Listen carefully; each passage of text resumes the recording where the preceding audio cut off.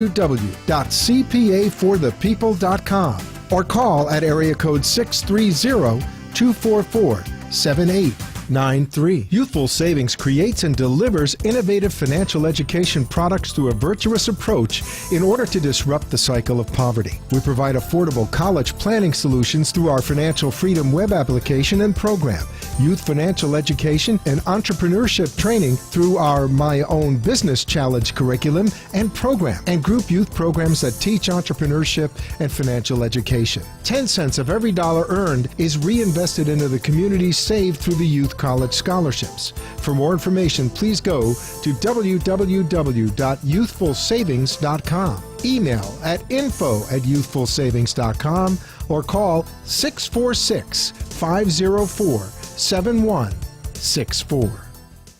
Times are tough, and right now those in the commercial world know that being heard via advertisements is the name of the game.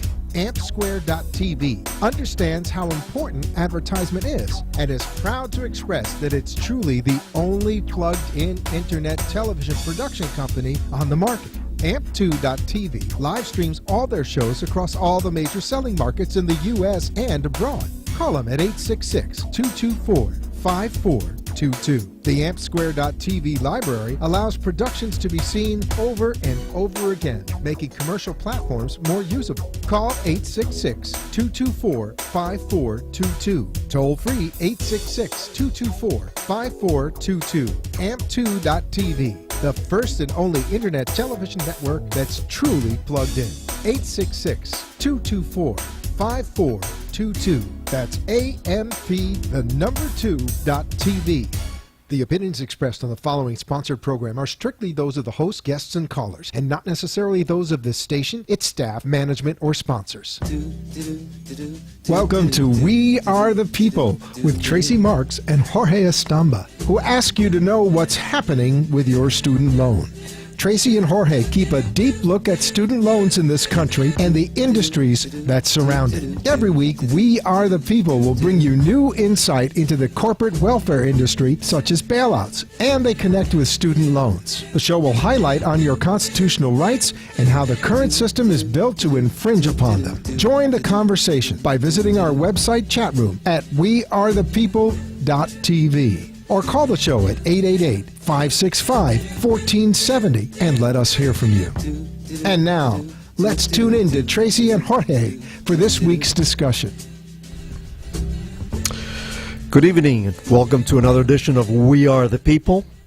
This is August 4th, 2014. We're coming to you live from Boca Raton, or Boca Raton, which is the correct pronunciation. And you know by now, probably, if you're listening to this program, that means the mouse of the mouth. And as you know, when I always mention this about the mouse, I lead into the rat of the week. And many times these people that I mention as rat of the week really are more than for the week, but since I have one every week, well, that's the way it is. But I feel some of these people, in all seriousness, this is not a joke, just to bring any levity. These are people that I feel, along with my organization, MoveOn.org, second largest social activist organization in the United States, with over 8 million people as members.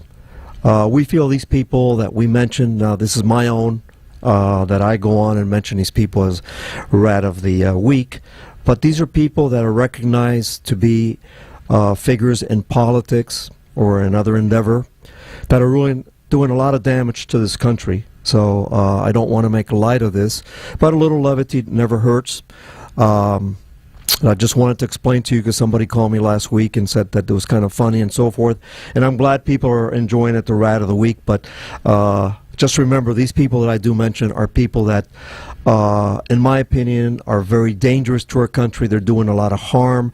They have their own agenda. Sometimes we don't know what they are, but we do know that it is a personal agenda, and it's an overall situation that is not in any way positive for our country, which is the main purpose that I fight as an activist, is for our country, not for anything else. The rat of the week is Senator Marco Rubio. Marco Rubio, the senator from the state of Florida, one of the two senators, the other one being Bill Nelson. Marco Rubio has a problem in denying, I call him the great denier. Marco Rubio is a man who is fighting against science. Marco Rubio repeatedly has said that he does not believe that we are in the midst of a global warming which has so many repercussions to our country and to the world. But let's speak about our country. He has said this is a propaganda of the Obama regime, of liberals, of communists, socialists, etc. That's typical agenda for a Cuban American. I'm very proud to be a Cuban American, but we seem to hide when we don't like something with that mask of communism and socialism, which they don't even understand what socialism is. But in any way, let's keep with communism. To me, that's disrespectful. That's being ignorant. The guy who's being a a-hole about that is himself. And I just want people to realize what that means. 98% of the scientists around the world have, in fact, stated very vehemently that there is such a thing as global warming. We are in the midst of global warming. It has tremendous repercussions. Cities will be flooded. There's erratic climatic behavior. We can have snowstorms, we can have dust bowls, we can have droughts. It has tremendous repercussions. Now, on top of the 98% globally, in our own country, because at one time he said, well, I'm paraphrasing, what do these scientists from other countries know? Well, we're not the only ones that have great scientists. I mean, there's Germany, Japan, England, France, there's a number of countries, Switzerland, that have great scientists. We're not the only ones. But if you want to take it that route, well, guess what? It's 100% of the National Academy of Sciences in the United States of America. Let me repeat that. 100% of the members of the National Academy of Sciences in our own country, the United States of America, just in case he doesn't realize where we're at, because at times he seems to be in another world, okay, in another planet. That's the country that we're talking about, and those are the scientists, not from Bangladesh or from Mongolia, but from our own country that he represents. Now, if we have a senator that does not want to listen to fact, that does not want to admit that science is right, because he's not a scientist, nothing close to being a scientist, and even if he was, he is in a vast minority. He's not a scientist. He doesn't know anything about science. He's never produced any document of any type that would show any type of theory that is half intelligent, with half intellect. What he's said is strictly that this is not true, that this is propaganda, and that it's nonsense, and so forth and so on. And of course, he makes light of this, he makes fun, and he insults people who spent their lifetime studying the sciences. Okay?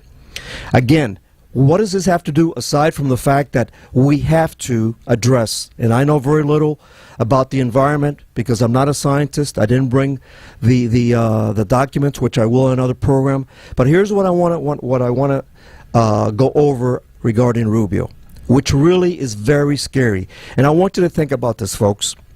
If you have a person who represents you and is not willing to face reality, to face the truth, to face documented fact, to face empirical scientific evidence from our own country, then we have a person who doesn't want to listen to anybody, and that's why he goes on his own tangents. He has his own personal agenda, because if you don't want to listen to reason and to documented fact, that's a person who's problematic.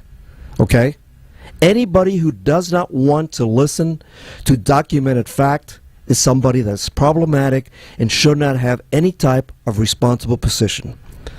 If I were to go against documented fact in my end of the business, which is marketing, sales and marketing, okay, business management, and I would go against theory with my boss something that is proven inside that company, scientifically, over the years, 100% by marketers, I would lose my job. I would be ridiculed. And this man gets away with that here in South Florida primarily because, he's the Cuban-American kid, and, he's fighting for Cuba, and now he's fighting for Venezuela. Well, we need somebody that has reason. We need somebody that accepts the facts, not somebody who is just somebody that just goes out and talks for the sake of talking and is convincing people somehow because of that face he has. Apparently he has that gift of I don't know how, because I don't think he's very eloquent, but in any event, he does fool a lot of people, and that worries me. These are people that they cannot handle the truth. Like Jack Nicholson said, he cannot handle the truth. That hurts him, because I don't know what type of agenda he has. I don't know how that hurts to admit that we are in a problem scientifically. I have no idea.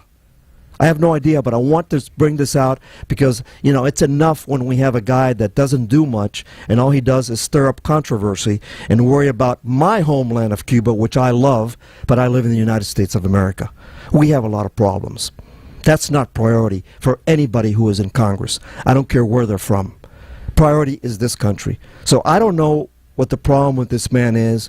I do know that he's somebody who's not realistic, who doesn't have his 2 feet on the ground, and we have somebody like that. I want to point it out. I want people to think about it and say, wow, do we really want a person of this type representing us when he cannot handle the truth, when he doesn't want to admit? Because now what's happened is, now, of course, it's a point of no return, but you know what? There's a point in time, no matter what, if you have dignity, if you're a true leader, you have to say, you know what, I was wrong. That's what a leader is all about. That's what a man of character is all about. That's what a person of dignity is all about. Okay? Now he's deep in because he went so far, but he doesn't have the courage and the dignity which is necessary to be a leader to admit, I was wrong. And I wanted to bring this up because a person who is so intent on lying and not accepting the scientific fact, to me, is a person who does not belong in the responsibility of representing us as a United States Senator. That's my rat of the week. I went a little bit overboard with that because it bothers me when people lie outright lies and cannot say, I made a mistake. There's nothing wrong with that. What's wrong is lying. When you make a mistake, face up to it. That's what's important, especially from our leaders. And he's not the only one that is not capable of saying, you know what, I made a mistake. People respect that. People will look up to you. People will believe in you. You'll have credibility. But that's a thing of the past, apparently, with a lot of our politicians. He's not the only one, but he's one of the adamant ones regarding this issue. And I thought it was perfect to bring up somebody that doesn't deserve to be in the seat he's in because he's a liar and he doesn't respect what scientists, people of knowledge, are talking about, a serious and critical problem that we're facing. That is the first subject in our program tonight. The next one is that I'm very glad to have learned that there have been over 1 million petitions signed regarding the student loan issue, which Tracy Marks, which by the way, co-host of this program, always takes this day off for research and other personal things that she does to get involved. She's very involved in student loans, as you know. And she's going to be very happy. I already sent her the article, the note, and I'm sure she knows about it anyway. But over 1 million people signed a petition stating that they want the government to get involved to help them in some manner or fashion. Now let me put that in perspective. To get a million people to sign a petition, that's a lot of signatures, my friends, because a lot of petitions, when you get it, and there's a tremendous drive, and it's one of the means that we now go about electronically, and it's a tremendous tool for any organizer or any political movement, social movement, are the petitions. You'll see on there we need 15,000 signatures. 50,000. 100,000 is a major task. So when you get 1 million, that is a tremendous outcry from the American people. Very rarely will you see 1 million signatures and counting on anything of any nature. There's just a handful of things that have been able to garner 1 million petition signatures. This is a great, great move by the people. We should be proud that we're finally getting involved in what is critical to us. We need students to have faith in our system, to say, I'm going to study. We need the parents to encourage their children to study, because without an education, nothing can exist. There is no country of any consequence in the world, in the history of the world, that means anything, or again, of any consequence, if we don't have a top-notch educational system. These poor kids that are studying are under tremendous pressure, tremendous tension. When they're studying right now, they have to drop out. The new ones coming aboard that are high school graduates, the parents are concerned. They can't afford. They're very hesitant. They're concerned. They're worried. It is a horrible situation when people who are very capable of going on and contributing to our society.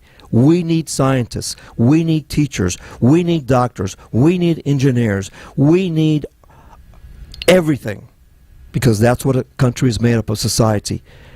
We are already in a situation whereby we have mentioned, and Tracy has mentioned, how poorly we're doing when we compare to the industrialized and first world nations around the world. We test last in science, and we test last in math, which are the two primary subjects that are necessary in life, because everything revolves around science and math. So for the government not to give a break, for the government, this Congress specifically, the least productive Congress in the history of the United States. When you compare it to the other least productive Congress, it is that Congress produced 50% more bills and laws than this particular one. This is a Congress that does nothing. It's politicized. It's just stop and stop and stop, and don't let any get through.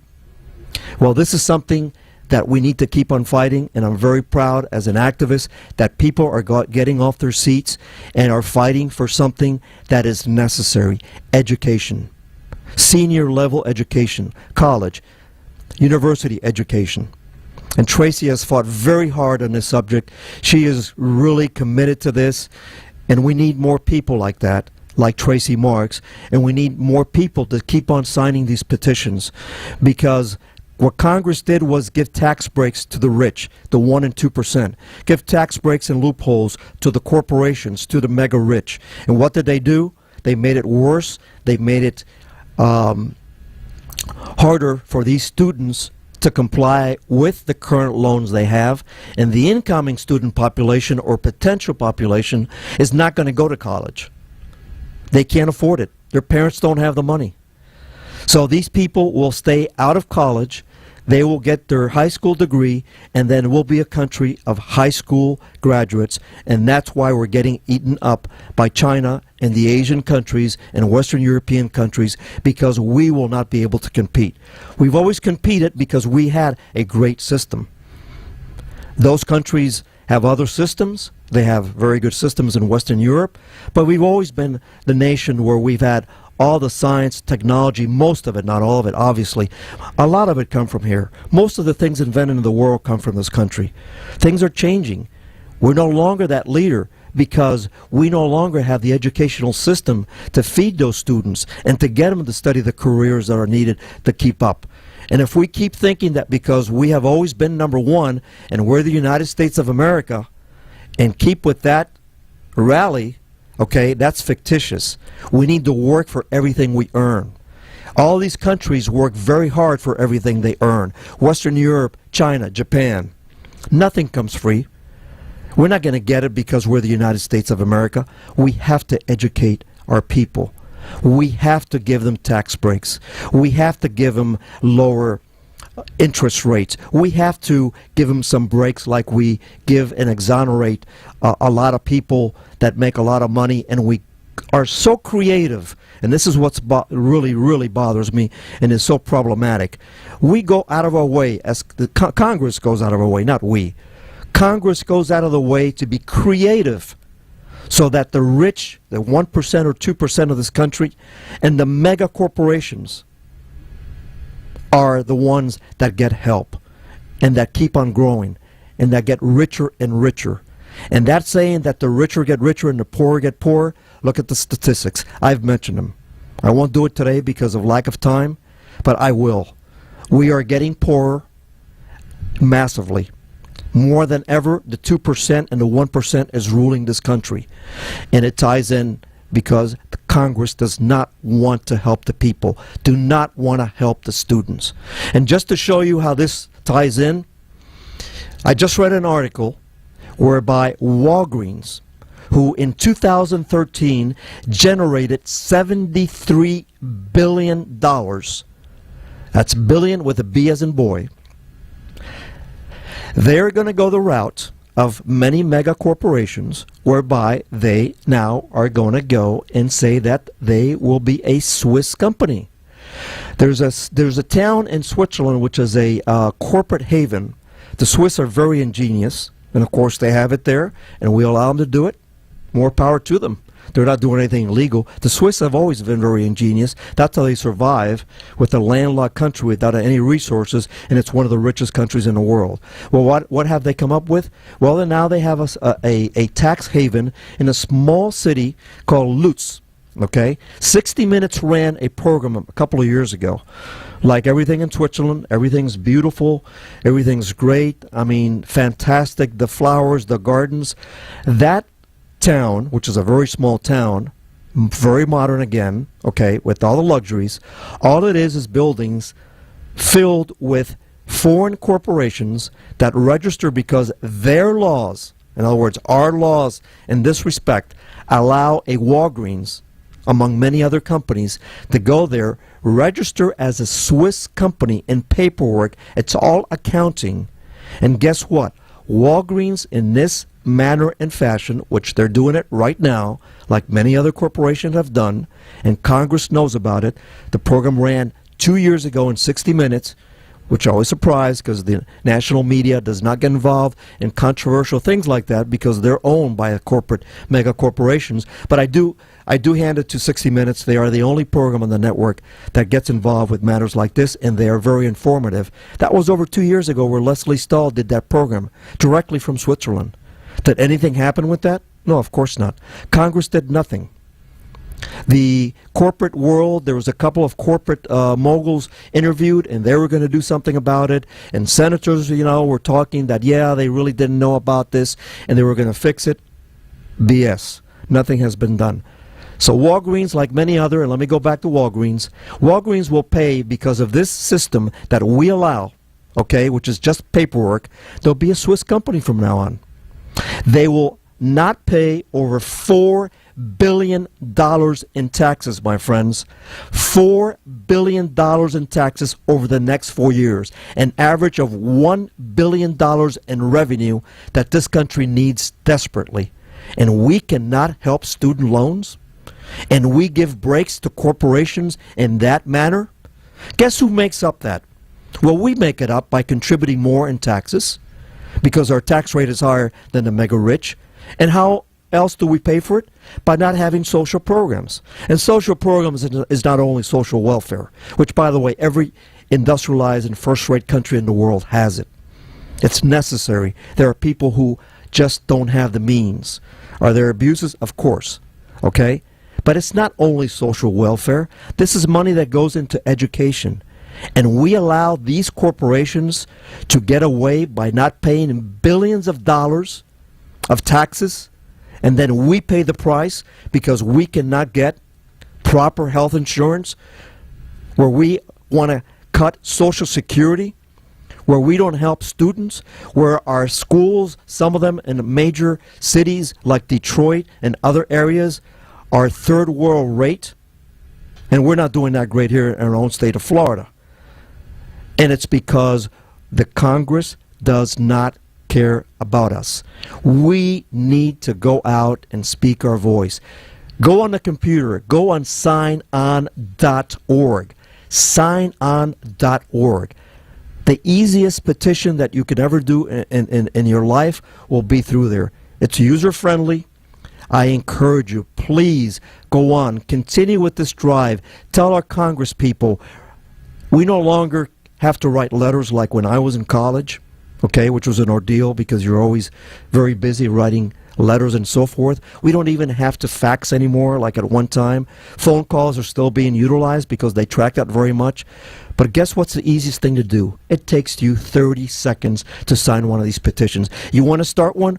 I'm going to show you next week or within 2 weeks how to do a petition. It's very simple. We need, and I've said it before, we all need to be activists, okay? I'm a professional activist. I get paid for what I do with Move On and other things. But we're all activists because if we don't act, we're going to lose our democracy. Anything that is not put to use is lost. Just like a car, just like a machinery, you're told you have to start it up, otherwise it's going to go wrong. So please, we need to be active. That doesn't mean you have to go out there and rally and protest and make signs, which I think it's fantastic in a democratic system, and by the way, in a peaceful manner, always following the Constitution. Please be active. Please help the students. Please, let's have the corporations pay the taxes that they need to pay so that we can survive and be the democracy in the great country that we can be, which we've lost a lot. But we're going to do it with people being active. Thank you. We'll see you next week. And remember, be active, get informed, and stay involved. See you next week. Take care.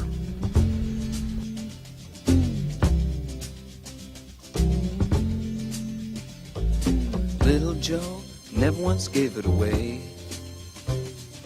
Everybody had to pay and pay. A hustle here and a hustle there. New York City You is have the been place listening where to